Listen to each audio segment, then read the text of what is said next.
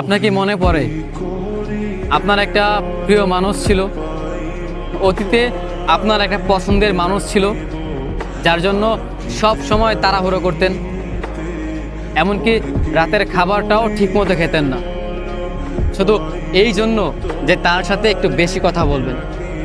অথচ দেখেন আজকে কেউ কাউকেই চিনে না।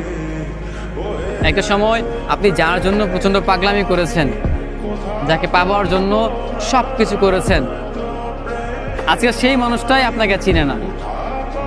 সেই মানুষটার সাথে আপনার কথা হয় না, ভালোবাসা বিনিময় হয় না। যার সাথে প্রতিটা সময় বলতেন তোমাকে ভালোবাসি ভালোবাসি, তোমাকে না পেলে আমি বাঁচব না, আজকে এই মানুষটার সাথেই কথা হয় না। আমার নিজেরও একটা মানুষ ছিল, প্রতিটা মানুষের জীবনে হয়তো একটা না একটা ভালোবাসার মানুষ থাকেই।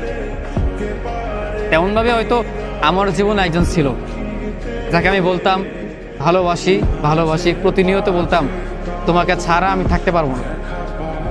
যদি কখনো এই আমাকে ছেড়ে চলে যাও তবে আমি প্রচণ্ড এলোমেলো হয়ে যাব। এত কিছু বলার পরও মানুষটাকে ধরে রাখতে পারলাম না। নিয়তির কাছে তাকে হারাতেই হলো।